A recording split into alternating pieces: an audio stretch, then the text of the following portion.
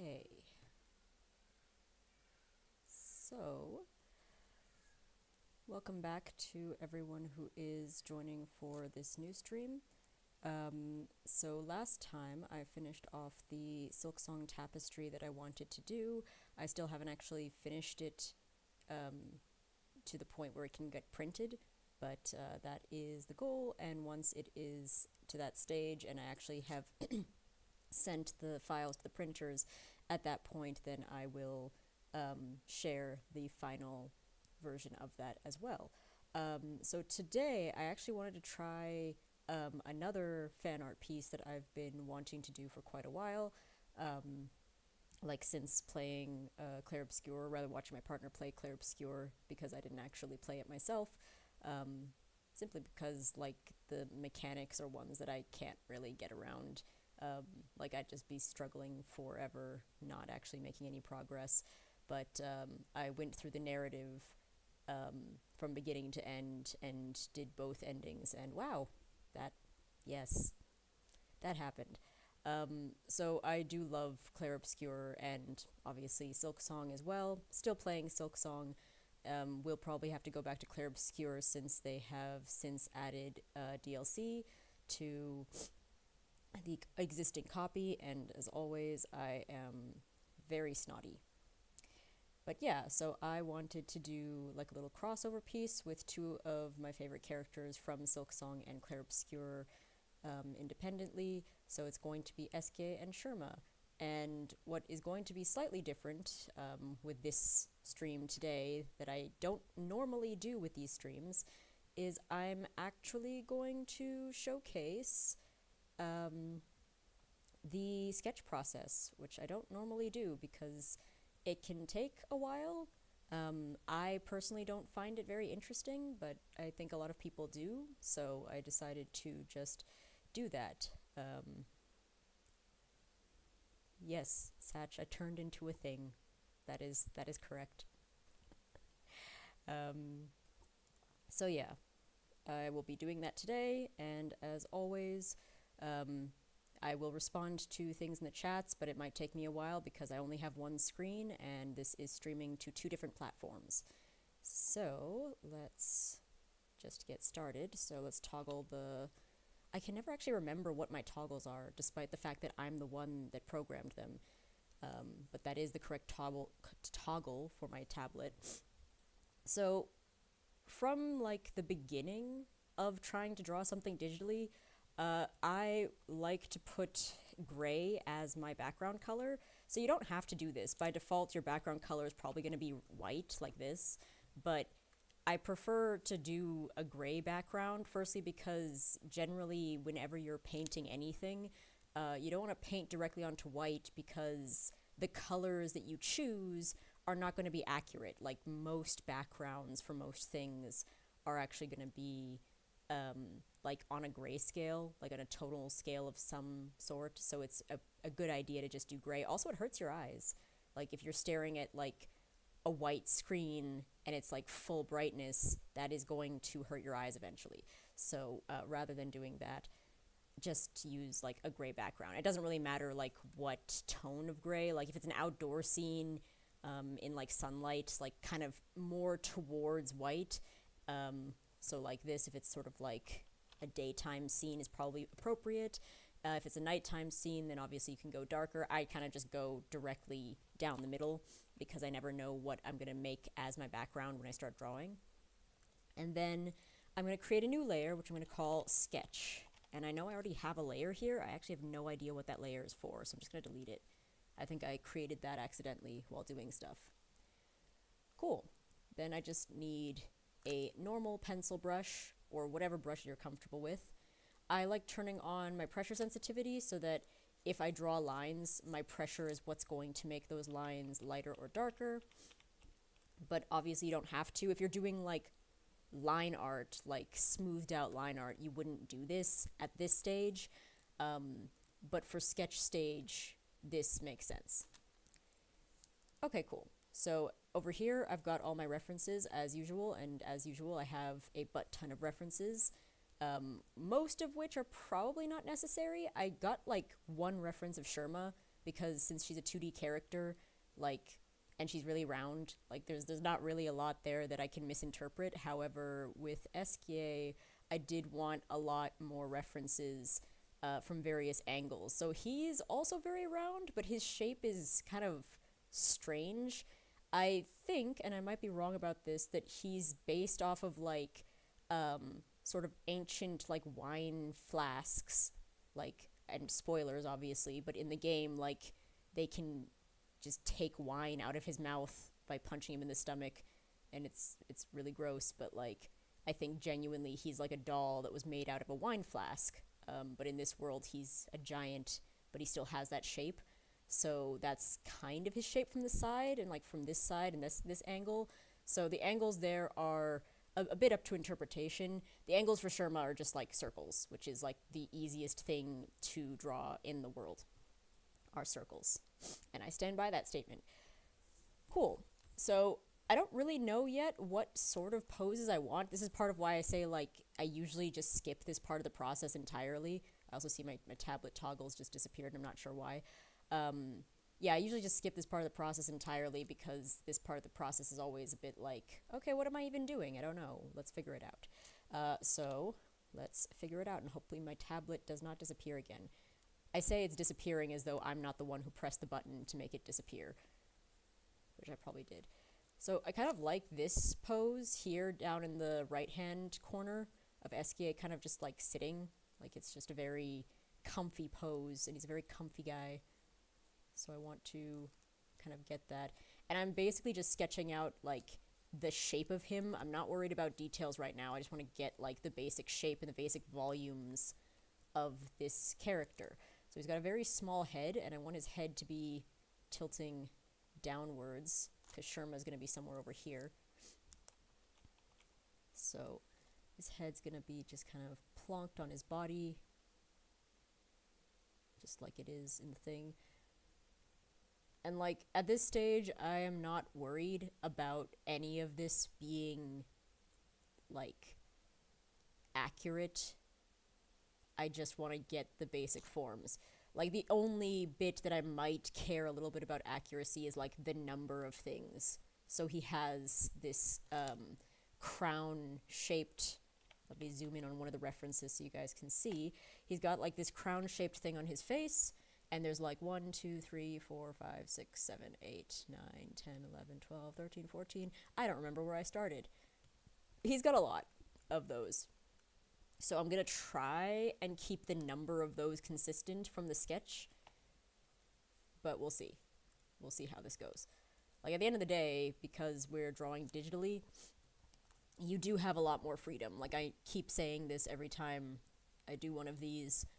But the point still stands that, like, if you struggle with, like, pre-planning things, like I really do, probably because of ADHD, then it's nice to have a drawing format that isn't too punitive, because you can't like plan things from the beginning. Because there's lots and lots of drawing mediums where it takes a lot of pre-planning and a lot of effort and a lot of, like, obviously everything takes effort and takes planning, but like the degree to which it's not just like you're drawing something out of the blue, you actually need to consider what you're doing and like actually draw up plans, and in some case draw up schematics to be able to get your final results to look the way that you want. There's a lot. So like, I also love how he's got just like a little meme mouth. Like, look at his little meme mouth. It's so cute. I'm probably gonna have to make his mask longer. So normally when I'm sort of freehand drawing, and I need to like adjust parts of my drawing in real time, I'll use liquify tools, so like the photo manipulation tools in Photoshop. But since this is a sketch and like it's a sketch, it's not going to, this is not what the final version is going to be drawn over. Rather, like, we're not going to be using this layer for anything other than reference. at the end of the day, and other than like tracing at the end of the day. So because the sketch, I don't necessarily need to use those liquify tools. Instead, I can just select the bit of the sketch that I'm currently drawing, which if it's behind a reference can sometimes be a little bit annoying because you have to then like turn off the reference just to be able to reach the piece that you need. And then I go to Control T, which is your transform tools, and I can do like basic transform stuff like this. So I can like do basic rotation. If I hold Control and one of the edges, I can also do like a very rudimental like perspective warp of whatever I'm drawing. And I prefer this just because, like, A, it's not as CPU intensive, if at all CPU intensive, and B, it's just, like, faster and easier. But yeah, like, this is the going and fixing things as you go method of this. His face is also, like, a lot more squished. Like, I'm kind of drawing him, and he looks a little bit mad, but it's just because the details of his face are not in the correct positions. So this is also nice for me, who struggles with like pre-planning very rigidly. This is a nice way to just make sure that I can get things into their correct positions before they become problematic. Okay, cool. So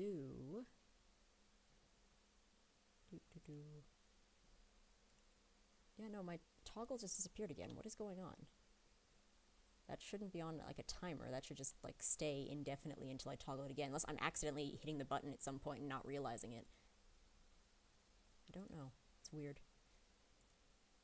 Like, I am sure that this is just a settings thing. Okay, cool. So that's Esquier and his face. And last time I was talking about the idea of masking a lot, with regards to like Hornet and the Silksong tapestry. Specifically the idea that like the less something actually resembles like a human face, the more relatable it is. So like if you think of emojis and stuff like that, like they're just circles with like little dots and lines to indicate mouth and eyes and expression, but you can get a lot of emotive meaning from an emoji or from an emote just from it kind of existing like that. Whereas if you have like a picture of someone's face, it's often a lot harder to glean what the emotion behind the person in the photo is actually feeling.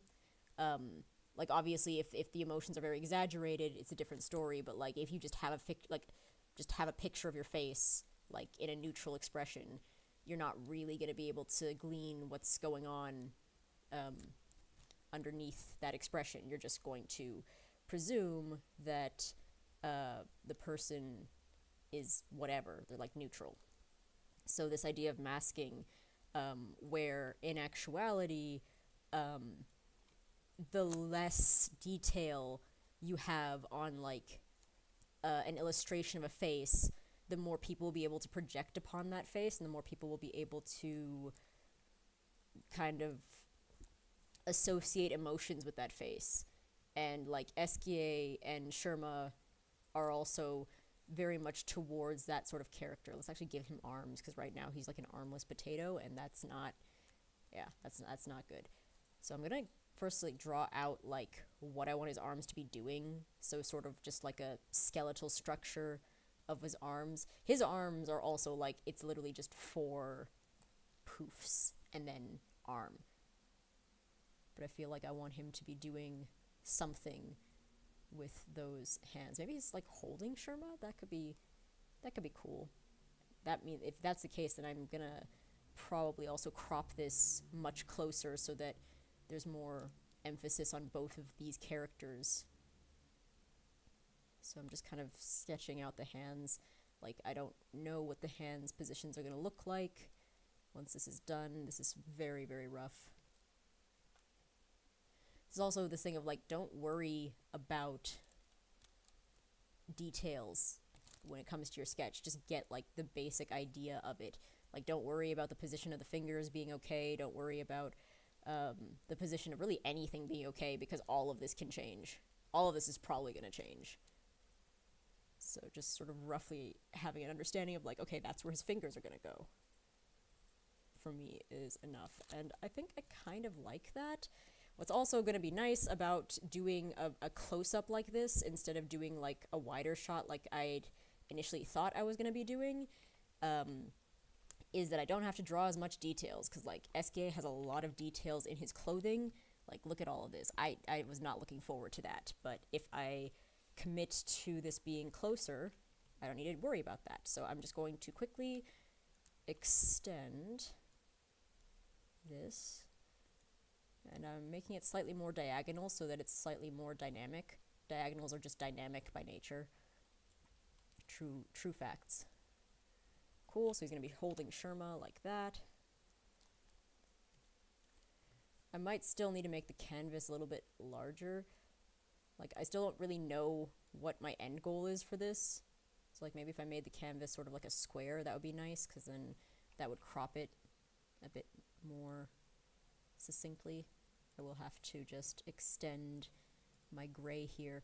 That is the problem with working with artboards, is if you need to manipulate the artboard at a later stage, you are going to end up with stuff in places that you did not expect.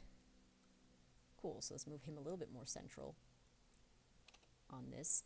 And there's probably going to be like some stuff happening in the background there.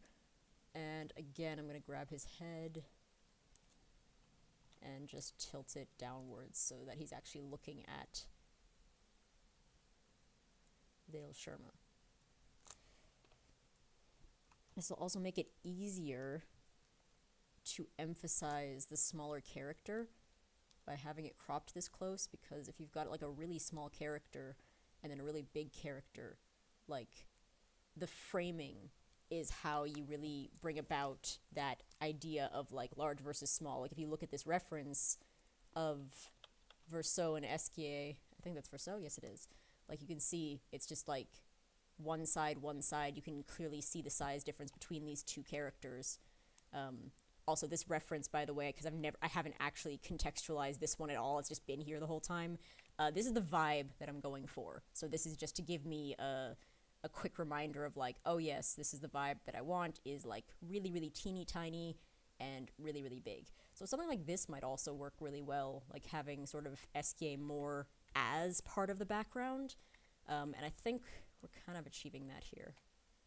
So this is, I think, working. We're probably going to need to adjust a bit more as we go, and that's fine. But that's what I'm going for. Okay, cool.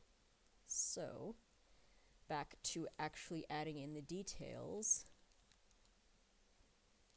And yeah, this is also why, like, I generally don't show the sketch process, is because it changes so drastically from, like, the start to the end. Like, unless I have a very specific, like, commission where someone said, I want you to use this as the pose, which is the best thing ever, because then I don't have to worry about it or think too hard about it, because this is a product of thinking too hard. Like, I'll think way too hard about how this needs to align and how it needs to look, and because I'm thinking so hard about that, I just keep drawing it over and over and over and not making any progress, which is totally normal, but, like, it annoys me when that happens, so I try not to do that as much, and I also try not to showcase it as much, but I think maybe I should just showcase it, because it's a natural part of figuring out how you want something to look. So, yeah. I'm also, like, sketching outside of my artboard here. So, like, normally you wouldn't be able to see this. I don't even know if you guys can see that, because... Oh, no, you can. You can see that. Yeah, normally you wouldn't be able to see these lines outside of the artboard, because that's not how artboards work, but Photoshop has been glitching to all hell of late. So I'm just going to accept this and carry on, as long as it doesn't crash, and I have autosave, and autosave is still working.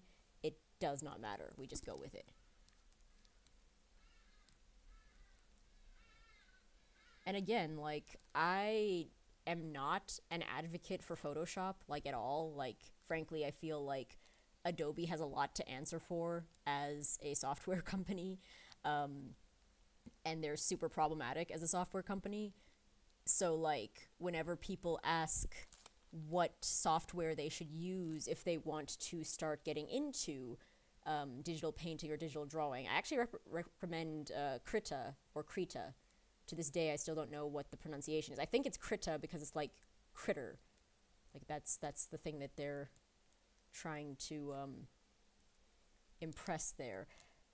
But at the same time, I am a Photoshop baby. I learned how to use Photoshop, and not using Photoshop for me is just slightly more effort than it's worth.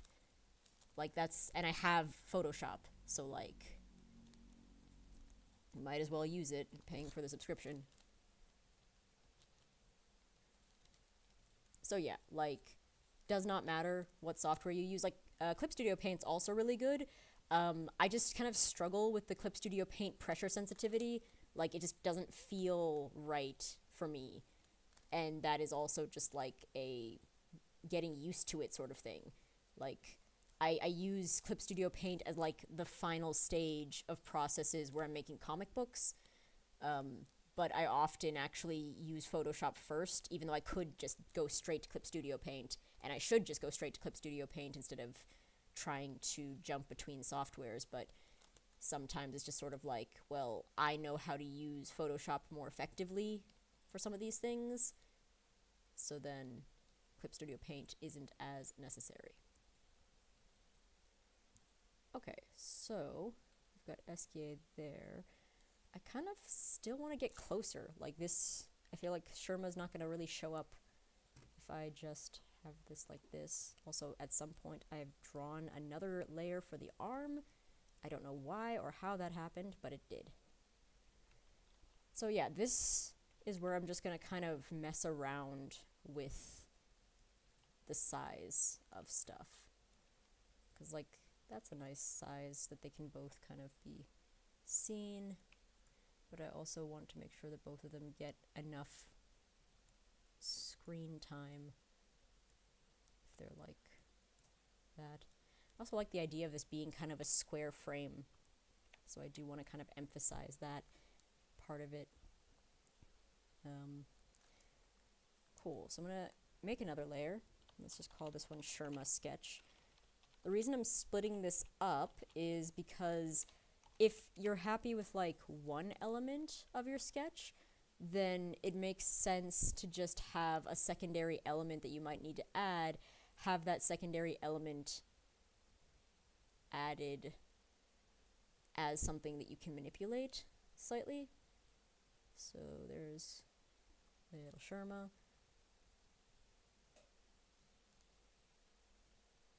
Like, Sherma is actually pretty big in this rendition, because if this was accurately sized, there would just be no way to showcase both of these characters, I think, in a manner that they could both be seen very well, because, like, Sherma, Hornet, all of the Hollow Knight cast are bugs. So, like, in actuality, Sherma's probably, like, that big on Esquier. Maybe even smaller. Like, if... Actually, no, they would be smaller, because, like, they'd be that big on, like, one of the normal-sized characters, and then Esquier is huge, so... Yeah, that really wouldn't work. Like, there would be ways you could, like, force the perspective. Like, there's lots and lots of really good perspective artists out there who do a really good job of forcing perspective in that way. I am not very good at forcing perspective, so instead of doing that, I am instead just going to cheat and pretend like this size makes any sense, which it absolutely does not. Because otherwise, yeah, you just wouldn't be able to see Sherma. Like, be on Esquier's nose. I have actually seen some really interesting ways that people have gotten around that.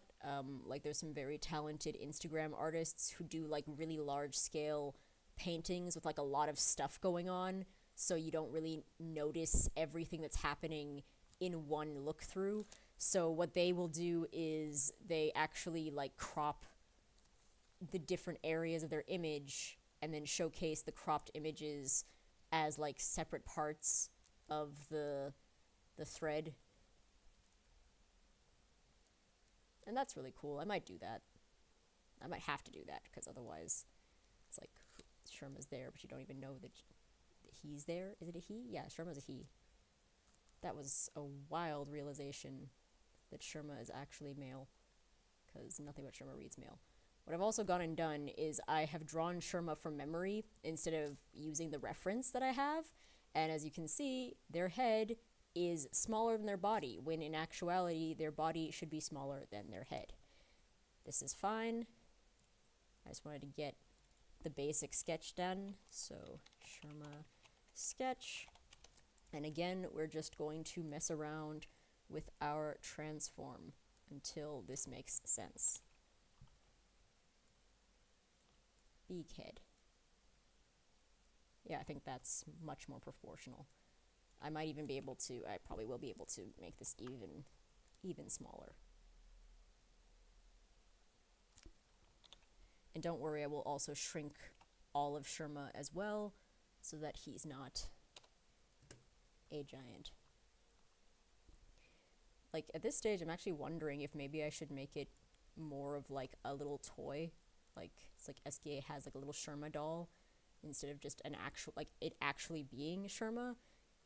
That could be really cute. Like, if I made, I think I'm gonna do that. See, this is also what happens, is I come up with ideas, and then those ideas stick. So this is gonna be like a Sherma doll that SKA is playing with, and then I'm gonna do a second image that's Sherma with a giant SKA doll. And that will solve any questions about the proportions of these characters permanently, and I will never have to deal with it again. Great. Okay, cool. So this looks okay. There's still some proportional issues, like SKA's head is actually too big. So I'm going to make it smaller.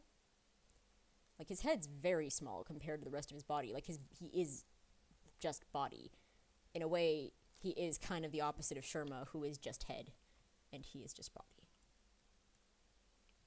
So, like, his head, yeah, his head is tiny. Like, his head, if I look at, like, the size of his hands, his head could easily fit within his hands. Like, his entire head could basically just kind of basketball in his hands rather nicely. So, we're just going to go on that as the presumption that his head is teeny and everything around his head is huge. So I'm also going to make sure that I am using a black and not a gray. I'm also going to make his shoulders broader and put more emphasis on that. I see he's also got this bit that hangs over his neck, so this, I don't even know what to call this label that kind of goes down. Like, what is this? That reference is very pixelated. This one's better. Yeah, this is just like a label that's hanging off of him. More towards the theory that he is like a wine jug thing.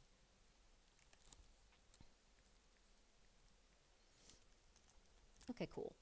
And this is not the first pass. Like, thank God this is not the first pass. We need multiple passes to clean this up. Because as you're going and you're making changes, and those changes are being recorded for posterity, and when did my toggle disappear again? Why?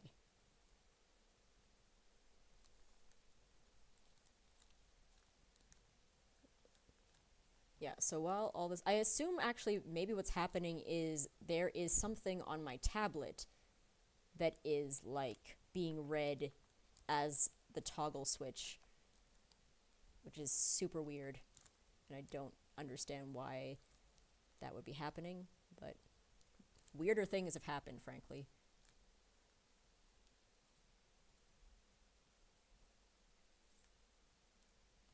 Okay. And even with this Sherma, even if I agree that it's a doll, it should still be looking at him. So it should be like standing and then looking up. yeah, so this is going to take multiple passes to clean up. But right now, it looks okay. So I'm just going to group this and call this the sketch group. Grouping it just makes it easier to do things to both layers, like lowering the opacity. And we're going to call this the master sketch. So this is now, I mean, this might not end up being the final sketch, but we'll see how succinctly this can go. So this is now where we start to do cleanup. So like, again, not really that focused on the details of it, but just getting better proportions, getting like little things that you might have missed, and specifically like where there's these spikes and things that you need to count, getting those. So the first thing that I need to definitely clean up on Eskie is like his neck is way longer than I've made it look. Like look at this from the side. He's got like that jug neck, and I kind of want to make sure that I preserve the look of that. That's also going to mean that his body is going to end up being longer than what I have depicted it as in the first sketch. So I am using the first sketch, but I am just kind of correcting myself as I go, and I'm building upon those corrections.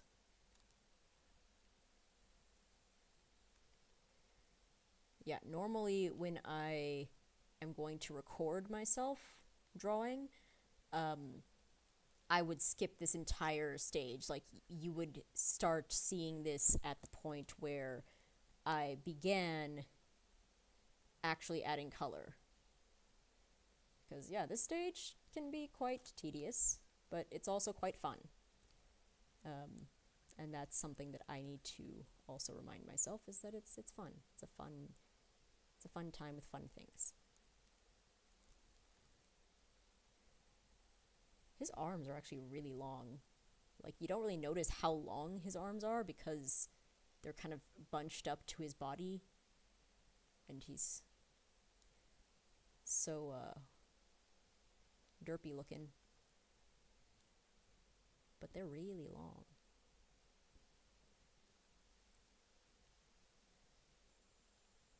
Okay, awesome.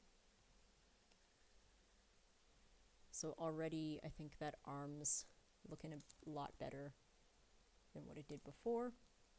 We've also got all of these like rolling bunches of cloth over by his head.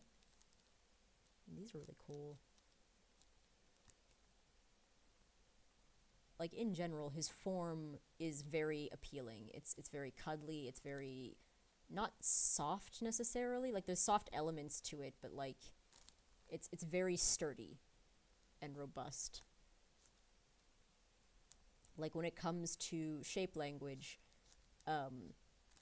like, there's forms and shapes that we kind of naturally look at as being softer, cuddlier than other shapes. Like, if you look at a triangle, triangles have sharp edges, they're not very cuddly. But if you look at, like, a circle, circles are very natural, they're incredibly curvaceous, they appear more cuddly than other shapes with more rigid sides and rigid edges to them. So trying to kind of get a balance between things that are very circular and very round, but are also very stable and sturdy, can sometimes be a bit difficult, because like squares are sturdy, triangles are sturdy, like a triangle is the sturdiest shape in nature or something. But if you wanted a character that was made up of triangles, they're not necessarily going to be the most like huggable character. So Eskie is a really good example, I think, of like thought out shape language, because he's incredibly cuddly, incredibly round in form, but he is also incredibly sturdy, which is weird because, like, in actuality, like, the actual physics of this character, he's not sturdy at all. Like, he's got these tiny little legs and then this big body. In actuality, if someone were to make this into a doll, it would never be able to stand on those legs.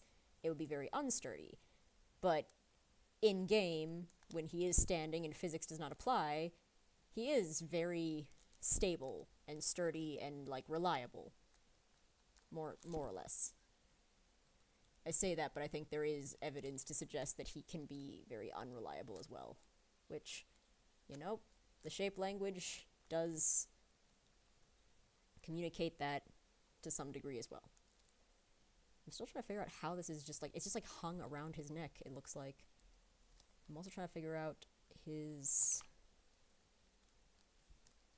Do the spikes around his face go all the way around, or do they stop? They go all the way around.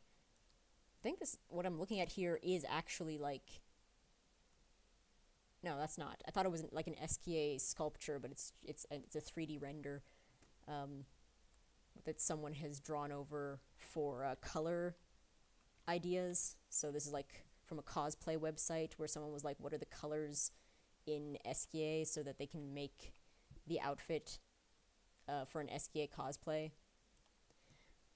Which I am so unbelievably grateful to the cosplay community in terms of good reference material, because before cosplay was super mainstream, if you were trying to do fan art and you needed a reference of the character to do fan art, you would just need to like go to the game and like find the reference. Like you could not find decent references of whomever you were drawing. Like even this, I'm sure I could go right now and just Google it and like if this is a decent enough reference that I don't need to, but like I could just go and Google like what is the pattern on SKA's scarf thing, and someone, a cosplayer most likely, would have taken very detailed screenshots and like isolated that pattern and then put that isolated pattern onto something else. I'm wondering if I need to do this for the sketch.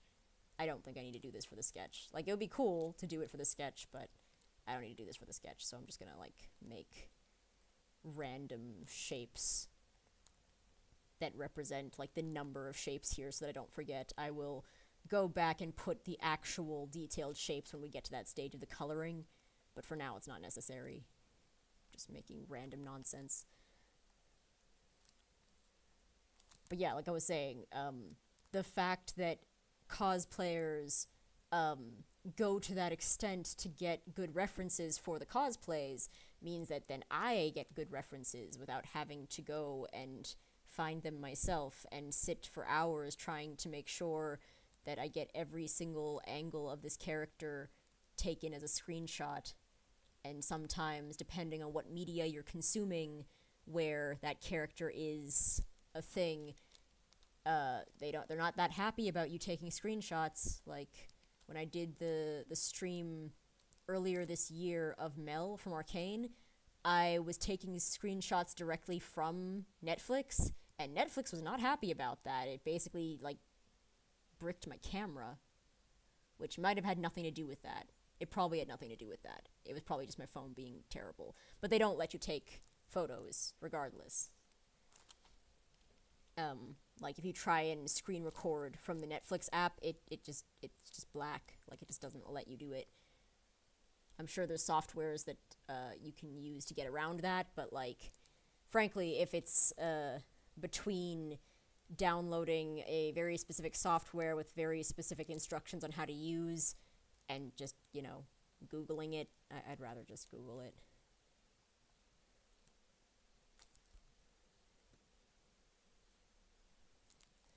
So now, as I'm looking at this, I'm wondering if this is a very interesting perspective. Because it's all well and good, it's cute, it's nice, it works, but, you know, you want stuff that's interesting and, like, kind of eye-catching. And I'm wondering if just having them kind of off to the side of each other is really achieving that. Because, like, I look at something like this, and I feel like that's much more dynamic and eye-catching. I don't know if I'm going to change it. We'll have to see. Today really is an exercise in sketching and also, I guess, committing to whatever you chose to do at some point during that process. Otherwise, you will never, ever leave. But it is a question that I need to ask.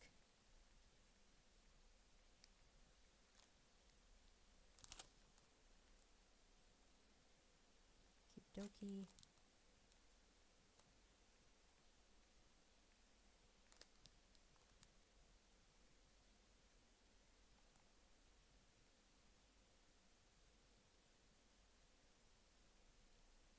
also need to think if, like, SKA's mouth ever moved during, like, moments where his VA was giving lines. I don't think he did. I think his mask just kind of remained the entire time. But once again, because of that whole masking thing, I can't remember. Like, if you told me that his mouth moved whenever he was talking, I would believe you. Because as far as my brain is concerned, it did. And he was expressing everything that he wanted to express, and that totally happened.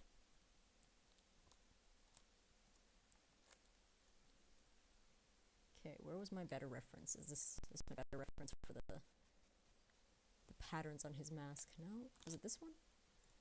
Or did I at some point delete a reference that I shouldn't have deleted?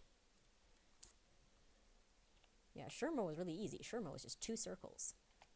But SKA has all of this nonsense going on.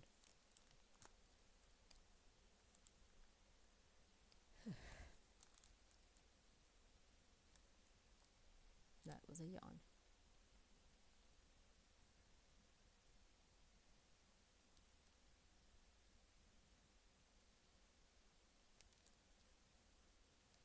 Yeah, his face is both longer and more squished than I think I had initially planned out. Like, the actual shape of the face is longer, but the details, like where the eyes are, where the mouth is, that's kind of squished a bit more towards the thing. Oh no, I've drawn onto my reference layer. It's okay, it happens 5 million times a day.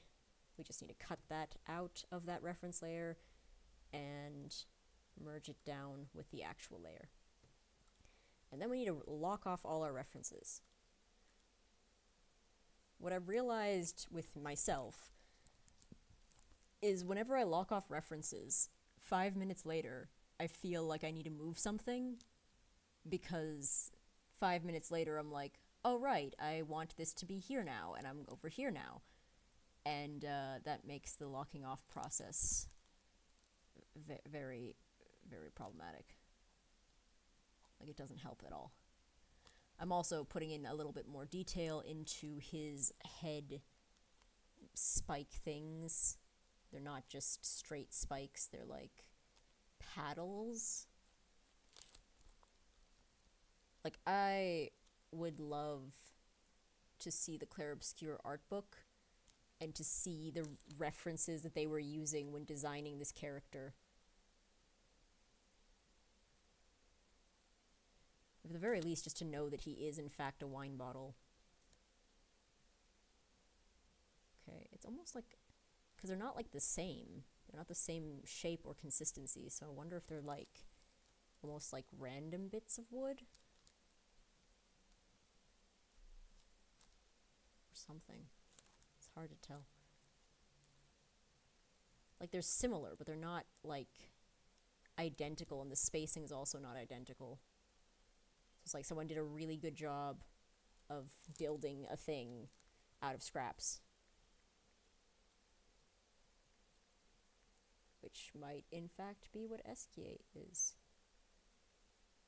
Because the character who created him has like a little doll of him in his childhood room.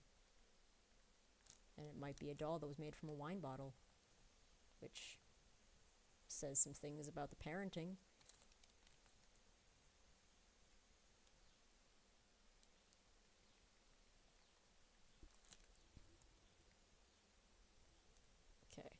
I will have to straighten these out because I cannot draw things in a straight line nor in a straight circle to save my life.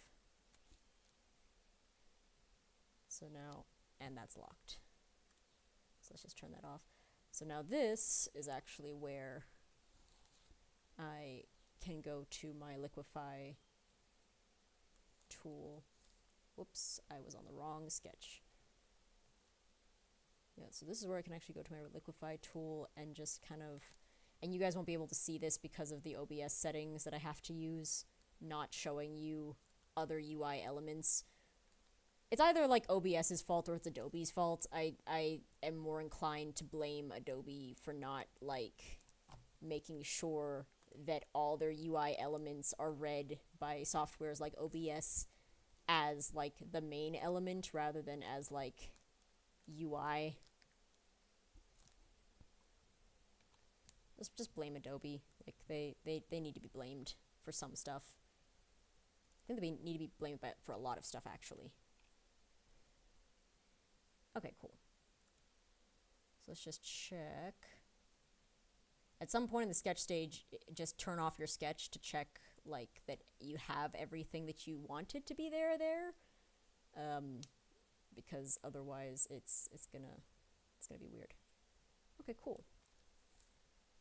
I suppose if I do want to just change everything from back to the beginning of what I decided to do initially, I could make Sherma closer to his face, because then that would be like a super close-up of his face. But I think I want to stick to this, actually. I like this. There's something nice about like tiny Sherma in the corner.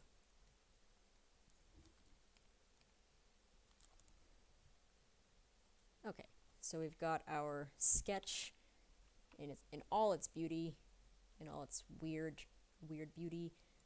I'm just gonna do some final like adjustments because I feel like I do kind of want rule of thirds to apply here. Rule of thirds, if you're not aware, is the concept that if you split your page into 3 spaces, so like I'll literally just draw it because trying to explain it is annoying. If you do this, if you're like 1, 2, 3, 4, then you are more likely to focus on whatever is in one of these 4 quadrants within your page. So like if you are drawing something and you want to compose it with the rule of thirds in mind, then you would actually try and like I'd try and get SKA's face here, and I might just try and like have him like lifting Sherma up to here so that that's more visible. Like it doesn't have to be like that. There's other ways that you can kind of get like a compositional thing. Like there's also principles of like spirals. So instead of doing like a rule of thirds thing, you can have like a spiral. So you could say like, okay, well this line goes down here and it comes down here and that kind of points to Sherma. This is a face, so it has a lot of weight in a drawing to begin with because humans like faces and we focus a lot on faces. So this could also be fine, and I think it is fine compositionally, but like if you just want to get some cheap and easy ways to improve your perspective, not your perspective, to improve your your composition, then do actually pay attention to stuff like this, because I swear it does actually make a difference, whether you feel like it does or not. So like I am actually going to do that, make SKA more dynamic by making SKA more tilted, and Sherma's not exactly there, but like close enough. It doesn't need to be a perfect situation. It just needs to be good enough. In this case. Not always. Sometimes it does need to be perfect. Yeah, so now there's bits here that I need to put back. So let's put them back. So like there. I've turned off all my references. I don't need that one. I don't need that one. You're the one that I wanted. I just want to see how many more of these things. So like there's going to be one that's kind of covered up here. How many of them are there? 1, 2, 3, 4, 5, 6, 7, 8. 1, 2, 3, 4, 5. Say there's one like under his arm. 6, 7. These are literally just random scribbles, and then 8 is going to be out of shot. But they are random scribbles that will give me an indication of where to put the final scribbles once I get there. Okay, awesome. So now that I have that, and I'm just zooming out a bit so that I can see what's going on.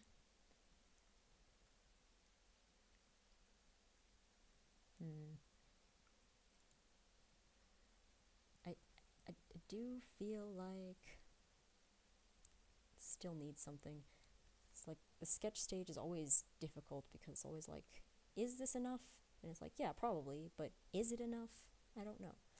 So I'm just going to play around with my liquify tool. I'm just going to play around with moving stuff. It's also like when I see it in the liquify tool, it automatically looks better. So like I know it's just in my head that I'm like, oh, something looks off about this. It's also like these are very non-humanoid characters in a very non-humanoid situation. So I can certainly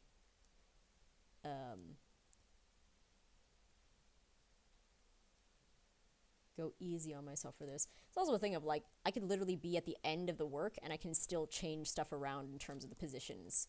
So like, it does not have to be as prescriptive. There's going to be something over here, definitely, to fill up that negative space. Haven't decided what yet, but when I do decide, it'll look like a thing. Okay, cool. So I think this works, more or less. Right, so let's see if I can actually get to some coloring today. So let's start with, and I definitely am going to do 2 of these, one with like Sherma and an Eskie doll, and this is now Eskie with a Sherma doll. So let's just put in the layer that will become color art. So this is very helpful, this kind of blocking off your layers part of it, because it's going to make sure that regardless of what changes you make to the line art and the design, you've still got the form and the silhouette. Like, this is also a very useful thing to do, is just get an idea of your silhouette before you start. Because most of the time, like 80% of the time, if something doesn't feel right or isn't looking right or isn't doing whatever, it's a product of the silhouette being kind of weird. So check your silhouette before you even start. What normally happens whenever I do a thing like this is I check the silhouette and I'm like, I don't like this pose at all. And then I redo the entire pose. Don't know if that'll happen here. We'll see. I have a suspicion about this particular pose, specifically with regards to Sherma in this particular pose, so just filled that up with color. So if I look at that, right, that's not a very good silhouette. Like, that just kind of looks like a bit, and then like his head is silhouetted nicely, but the rest of it's not really. So what I think I can do to make this silhouette better is I can lift Sherma up. So rather than him like holding Sherma down in the side and like kind of masking Sherma with his body, can I have Sherma up here a bit more? Like, I'm gonna check my rule of thirds thing. Yeah, I think that would actually give a little bit more dimension to Sherma. So, and like, yeah, this is the sketch process. Like, who knew the sketch process would end up being as in-depth as it is being? But I'm just gonna grab the hands here. First of all, I'm just gonna move the hands first and then move everything else with them. So if I move this like here, for example, let's just take off his arms and move stuff here. Okay, maybe move it like there. So this is like closer to his body. Yeah, I think that does read better. Like, obviously this is still part of the overall silhouette. Silhouettes aren't always just like the main silhouette. You can have like 2 silhouettes. So in this case it'll be like the hand silhouette and the silhouette of the body that I'm paying attention to. But I do think if I moved that there and obviously attached the hands the way that they're meant to be,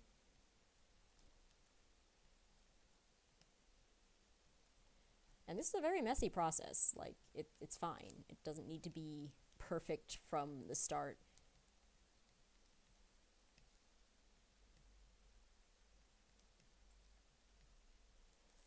But yeah, I think that's reading better already.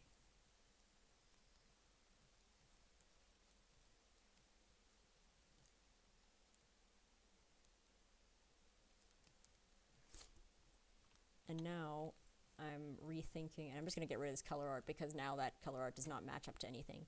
But I'm now thinking like I can have more of Esquier showing again. Like I can go back to having this now because the pose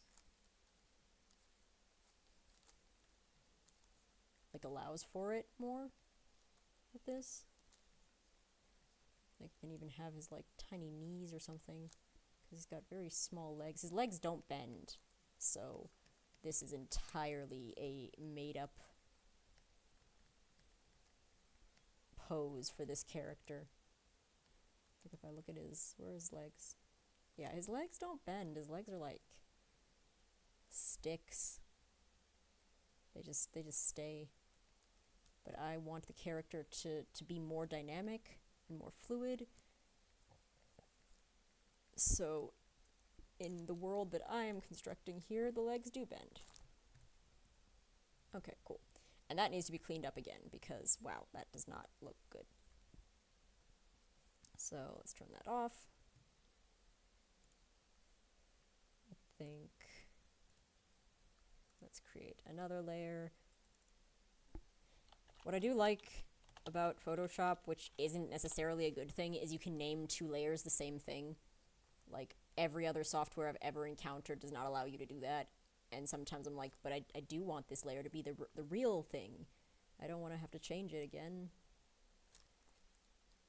Okay. Something else to remember when you're sketching is keep your sketches loose. Like, they're not meant to be detailed. And in fact, when you start trying to add additional details to them, that is when stuff ends up looking real weird because you're now adding details at a stage when it's like those details don't make sense. So rather keep them really loose and really open to interpretation and add in details later. Okay, so now those arms are lifting. This poofy bit is going to be super squished up.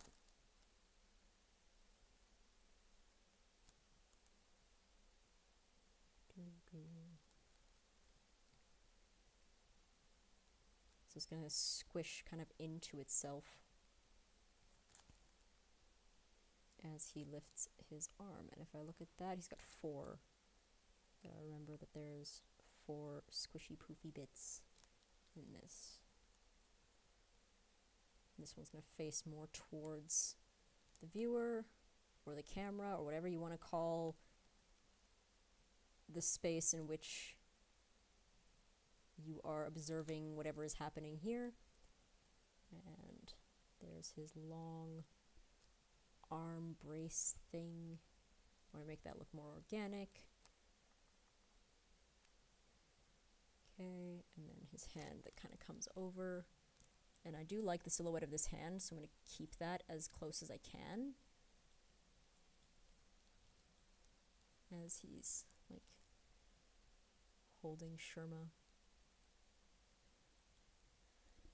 We'll also just leave a space for Sherma, so it's easier to see what little guy looks like.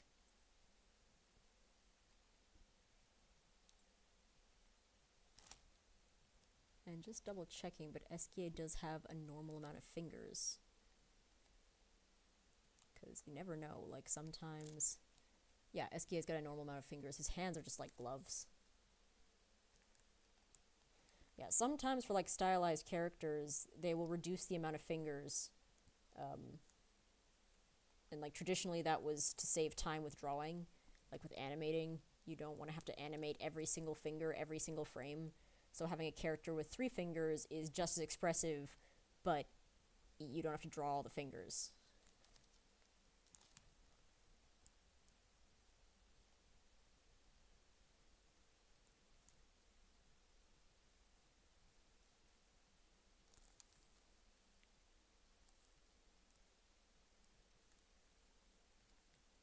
Is also a thing of like there are few things that are very recognizably human in a silhouette.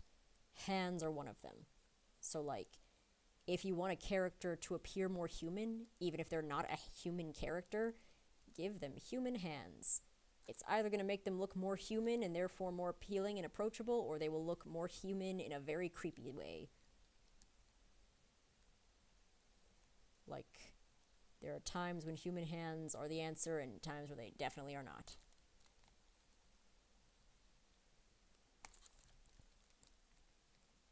Okay, and then this big shoulder.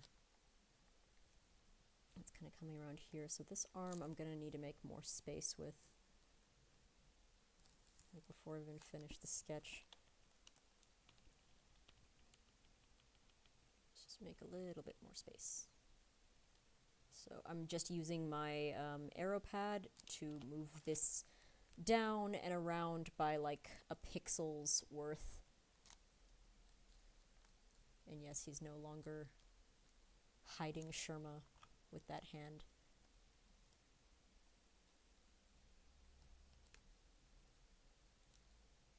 And I know I keep coming back to it, but like, it really is just something to note, but like, your sketch process can take hours. It can take as long as the actual drawing is going to take because you are planning. And frankly, planning should maybe take the longest out of everything that you do, because if you plan well, then everything else should just go smoothly. Whereas if you plan poorly, you're going to have a lot of stuff that you need to fix and account for as you go. Okay, cool. So I like the silhouette of his body so far here. Gonna add Sherma's hat here.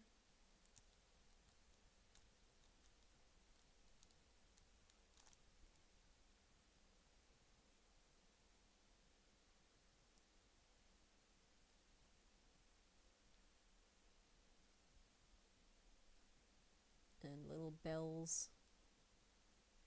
You can probably only see the one little bell. Maybe another little bell down there. Pointing away. Even though this is going to be like a Sherma doll, it's still going to be like a character.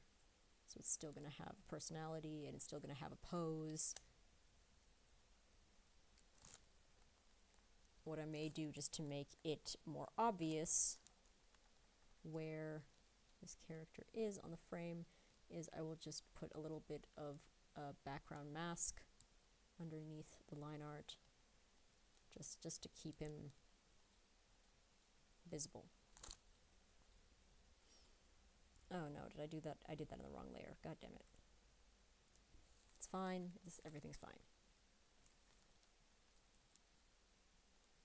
Just do it again.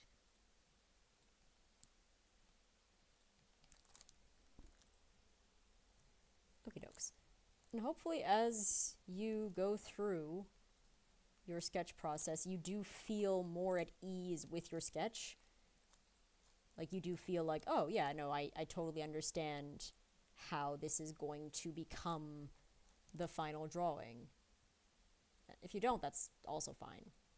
It's just giving you more of an indication of where you're going. Because yeah, you can literally just slap down a pen and start drawing. That's totally fine too.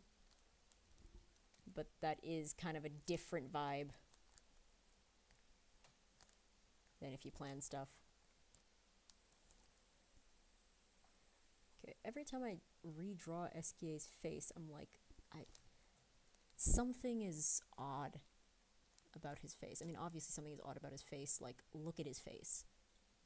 But like, something's odd about the placement that I have done versus the actual character.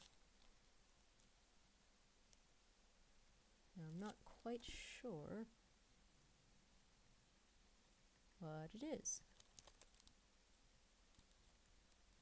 Like his eyes are literally just slits. Got a very mimey look about him. Like clown mime thing. I just want to make sure that regardless of what I settle on for the final sketch, he looks non-threatening. That might be impossible, though.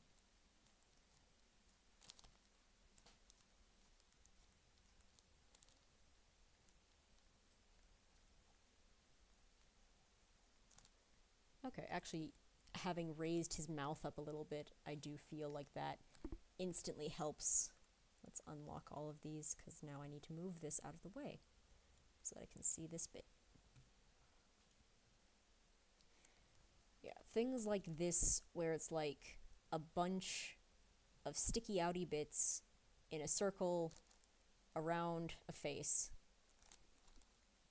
This is the bane of my existence, because I can never get it to line up correctly. Like, that's going to be too big and that's going to be too small. So, I mean, in the final sketch, or the final drawing, it'll be easier to deal with because I can copy one side. Unfortunately, he's not, like, in a symmetrical view, so that's not going to work for all of them. But hey, we'll try our best. At the end of the day, as long as it's recognizable as the character, it doesn't need to be accurate. Like, it's about the vibe. Like I said, the reason that I have this picture of the dogs. Oh, where did I put the picture of the dogs? Oh no. Where did the dogs go? Just losing layers. Like, what? Anyway, I had a picture of two dogs. I don't know why it's been deleted. Why I deleted it. I say that as though I had nothing to do with it. But, yeah. Sometimes there's just a vibe, and you just want that vibe. So that's what I'm going for. Hello, Sifo22A. Where has my tablet gone again? I swear like I'm on a different plane of existence sometimes, and stuff is just happening around me, and I'm like, okay, that's happening now. Like, the tablet disappeared for some reason, because I pressed something. I don't know what I pressed, but I pressed something. And then it came back. And now we're here again.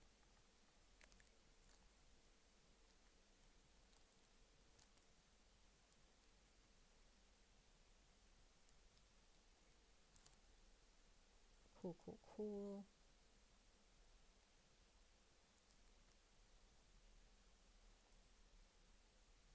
Back to sketching. I also feel like I always prefer the sketches when there's at least two sketches underneath each other. Like, whenever it's like one sketch, it's like, okay, whatever.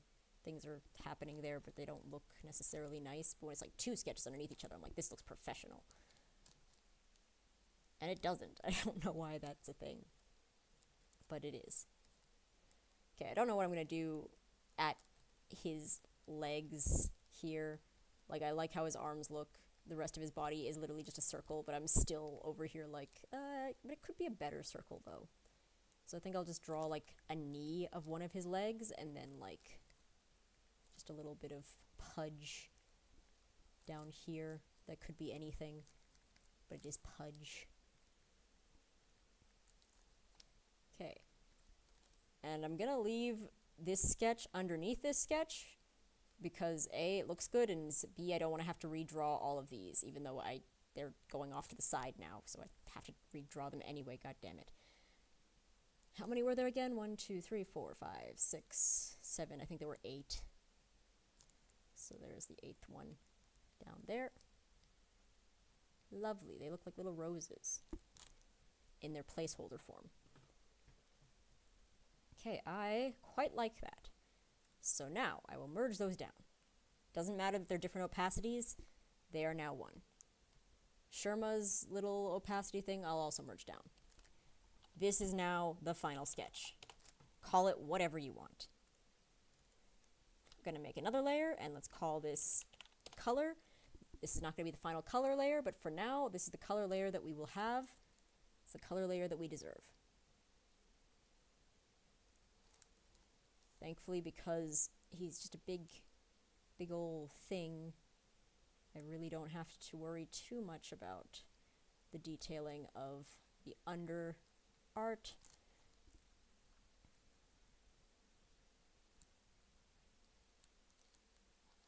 I can just kind of go in. Like, little detailed bits like this are never going to be easy to get your color art mask into. That's just the trade-off. Like, the more detailed your silhouette, the harder it's going to be to mask it off. Like, generally, I will mask off my silhouette as I go, so it's less of a hassle, but it's always going to be a thing. Okay, and then the decision as to whether to make my character lighter or darker than their subsequent background. I'm going to make SKA lighter, because I feel like he's always around campfires and such. So he's going to probably be the lightest thing in the scene, with, like, the background being darker. What I've done just now seems a bit too light, so I'm just going to adjust the brightness. So I just went to Image Adjustments and Brightness, and I can adjust through there. And that's actually quite a nice way to adjust for stuff like that. Cool. I'm then going to clip my line art to my color art just to make sure that they're together and that they don't come off of each other. So I'll hold down Alt on my keyboard, drag down until I see a little square with an arrow appear right underneath my sketch layer, and I will click. And now it is linked to my color art layer. Then finally, I will turn my line art to multiply. This just means that it doesn't matter how dark my colors get, I'll still be able to see my line art, unless they're like black, in which case, that's not going to be visible, but it's never going to get that dark. And I can just decrease my opacity to something that's not going to be too distracting. So in my case, 26 is a decent enough decrease. I also just realized that for some reason I've been working with my canvas just in this corner the entire time, which seems a bit odd. And once again, my toggles disappeared. What is going on? Okay. Like, it's definitely something I'm doing. I know it's something I'm doing.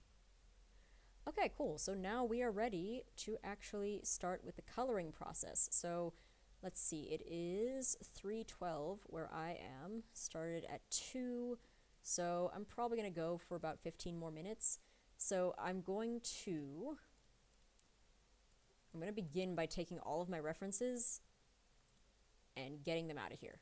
So firstly, let's get rid of that. And then let's just get all of my references out here.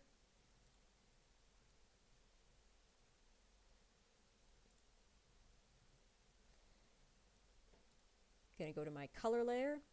If you want, you can lock off the sketch layer. I generally don't, because even if I mess something up in the sketch layer, I can just delete it. And I'm not going to start with color either. Like, we're gonna do the whole deal this time. Given that I already done an hour of sketch work, we're gonna do all of it. So I am going to do tonals first. So tonal coloration is not necessary. It's helpful, it's definitely helpful, but like, it is not a necessity to be able to just draw in, because sometimes you can draw colors without necessarily needing a tonal layer, but a tonal layer is going to help you understand immediately what your tones should be. So, as I said, and I'd forgotten what I'd said after I said it, I want SK to kind of be front-lit by like a fire or something. So it's like he's in front of a fire and he's admiring his Sherma doll. So there's like a little shadow there and there. So this is just going to give us a better impression of the tonal values of our piece before we start adding color. And some people go really detailed with this. I generally don't. I generally don't do the tonal drawing first in the first place. I just go straight to color. Sometimes I'll use a tonal filter over what I'm drawing as I'm drawing it, which then converts everything to black and white as I'm drawing it. And I use that just to check that my tonal values are okay. But honestly, once you have enough experience, you don't necessarily need to go to your tonal values. Again, like, this is, take what I'm saying with a grain of salt. I think that tonal drawings before you get to your color stage are super useful. I think with digital drawing, they're extra useful because you can save that tonal drawing and use it to manipulate your shadows at a later stage in such a way that, like, you have a lot more playroom. It's very non-destructive. I just never learned how to do it, so it's not part of my automated processes. Like, I learned how to do it, but, like, I never did it, if you get what I'm saying. I never did the thing that I was supposed to do. I did other stuff.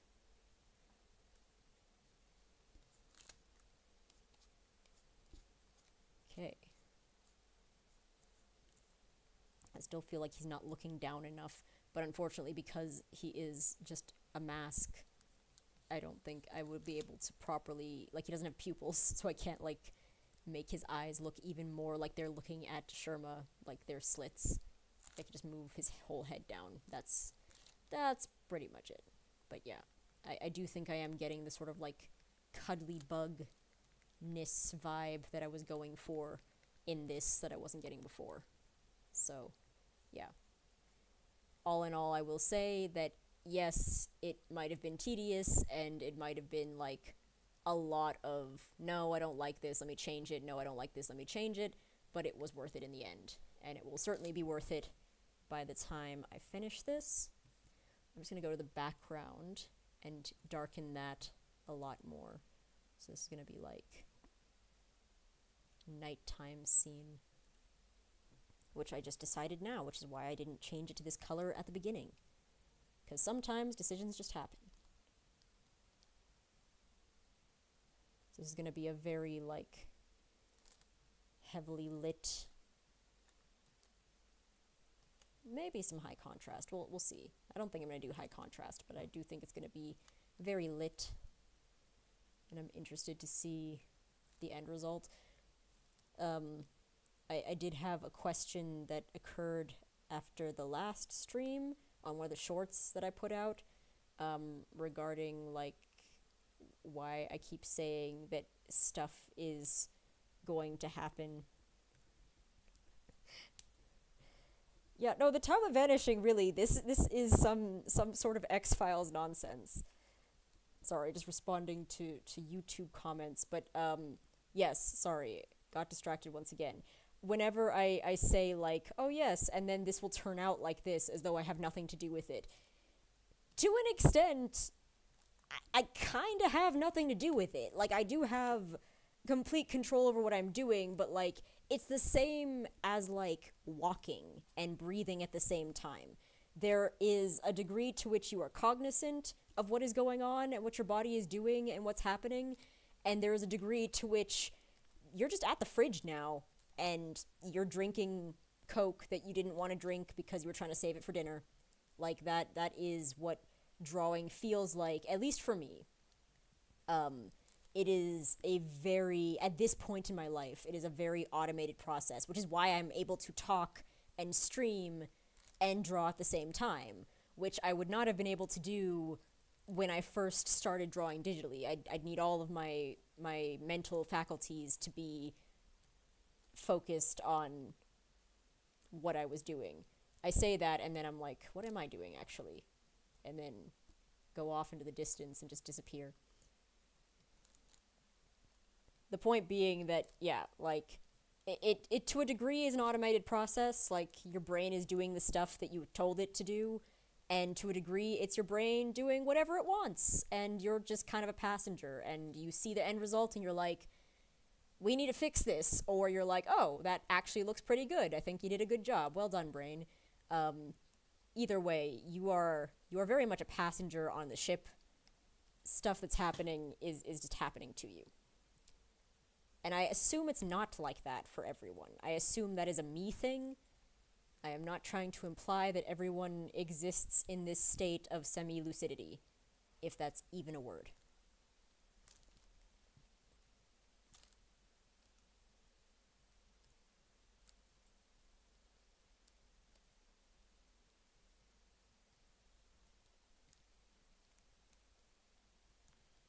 Okay, so what I'm doing now, even though it might seem a bit unnecessary, I'm kind of trying to break my silhouette into like more pieces. So earlier when I mentioned like, okay, with your silhouette, it doesn't necessarily need to just be, you know, the silhouette. So like this is SKA's silhouette. It's reading a lot better now than it was before, but you can see that like the silhouette of his arm and the other arm and the face, those are reading even in the larger silhouette. So I'm trying to give myself just more of an idea of where those pieces are and where they kind of split away from the body. Because this piece is going to have a lot of shadow, I want to make sure that those shadows aren't too overwhelming. So it's just very clear, like, that's an arm, that's the body, that's the head, that's Sherma. Sherma's probably also going to have a little shadow over here that goes over his thumb. So this is actually kind of also part of the sketch process. Like, this is just as important because it's giving you the idea of your coloration. And I've mentioned, like, going back to what I said about doing the tonal drawing to begin with and the fact that I don't do it, the benefits of doing it are it's so much easier once you've actually done a tonal drawing underneath your normal drawing. It is so much easier to figure out where your light source is. Normally, if I don't draw the light source into the scene before I start drawing, I just forget where my light source is, which then leads to shadows being in 2 different spaces at once, if not 3 different spaces at once, if not 4 different spaces at once. So it's just nice. It's just like more stuff, like you're just giving yourself a little bit more of an anchor before you get into whatever you're doing. Like, you don't have to, but you could help yourself out a little bit more. Okay, I'm just making sure. So he's got like so much going on here. Like, there's so much detail just in his like belly pouch places. Like, look at that. Look at how much look at all those folds. It's glorious folds. Anyway, just I will take a second to stop simping over SKA's folds.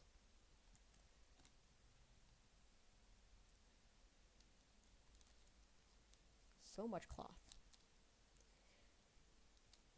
I had something else that I wanted to say, and then I immediately forgot what it was, as per usual.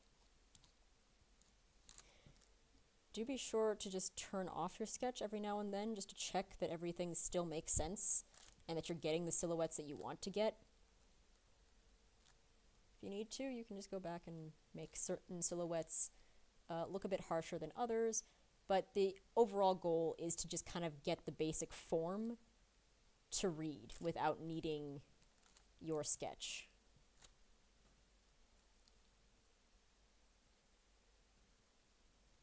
I still feel like I feel like there's times when his neck is like kind of squished in like a turtle, and there's times when his neck is like expanded. It is an interesting physics conundrum. Okay, and then I do want to have his little label, because that's literally just hanging from his neck. I do want that to have a little bit of shadow behind it so that I can tell that that's there. Great. Doesn't need to be very detailed, doesn't need to be very high level, it just needs to be there.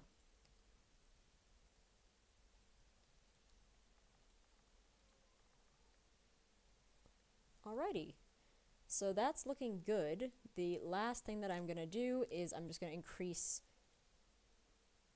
the highlight color on Sherma so that it's very clear that he is there, or that something is there, and then when you look closer, you're like, oh, wow, that's Sherma. What's he doing there?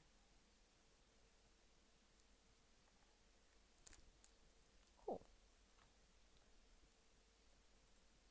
Still very, very cute creatures. Okay, so now I am ready to start adding color, which I will not be doing in this stream. I'm going to be doing a second stream where I actually start adding color. So this is the stage normally where when I stream, we start from here. But we didn't this time, so you guys got to see all of the nonsense before that, And now I have a decent thumbnail. So the thumbnail for this is going to change.